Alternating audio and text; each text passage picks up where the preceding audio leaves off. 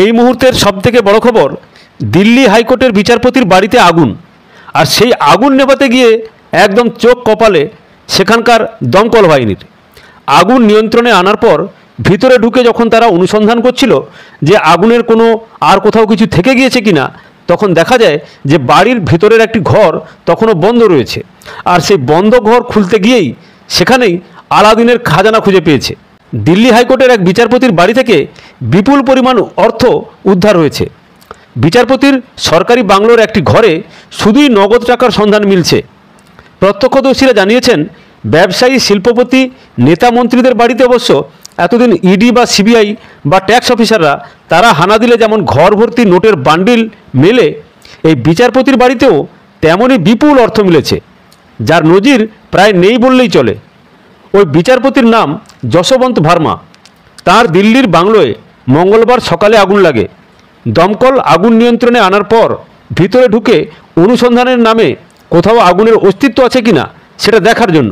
তখনই তাদের চোখে পড়ে বাড়ির ভেতরের একটি ঘর তখনও বন্ধ। সেই ঘরেও আগুন লেগেছে কিনা বুঝতে যখনই সেটা ভাঙা হয়, তখনই দেখা যায় যে ঘরের মেঝে থেকে সিলিং পর্যন্ত থরে থরে টাকার বান্ডিল সাজানো রয়েছে।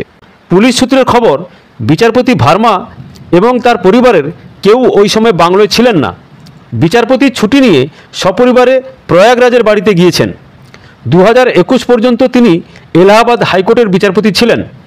হাইকোর্টের বিচারপতির বাড়িতে বিপুল অর্থ মেলার বিষয়টি পুলিশ দিল্লি হাইকোর্টের প্রধান বিচারপতির নজরে আনেন।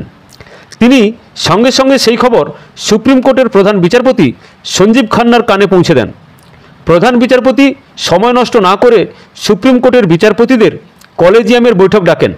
কলেজিয়াম হাইকোর্ট ও সুপ্রিম কোর্টের বিচারপতিদের নিয়োগ, বদলি এবং চাকরি জীবনের সব কিছু বিষয়ে তারাই সিদ্ধান্ত নিয়ে থাকেন। সেই কলেজিয়াম সেই সময় তড়িঘড়ি তারা সিদ্ধান্ত নিয়ে বিচারপতি ভার্মাকে এলাহাবাদ হাইকোর্টে বদলির আদেশ দেয়।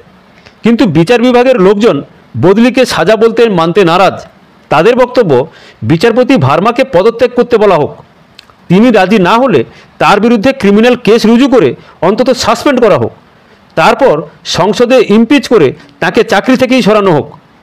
সংশ্লিষ্ট সব মহল নিশ্চিত বিচারপতি ভার্মা ঘুষের টাকা বাড়িতে রেখেছেন। এখন দাবি উঠেছে তার দেওয়া রায়গুলি পর্যালোচনার জন্য সুপ্রিম কোর্ট বিশেষ বেঞ্চ গঠন করুক। সিবিআই তদন্তেরও দাবি উঠেছে ইতিমধ্যে। খবরের সঙ্গে থাকবেন, ভালো থাকবেন। ভালো লাগলে চ্যানেলটিকে লাইক, সাবস্ক্রাইব, কমেন্ট করবেন। ধন্যবাদ, নমস্কার।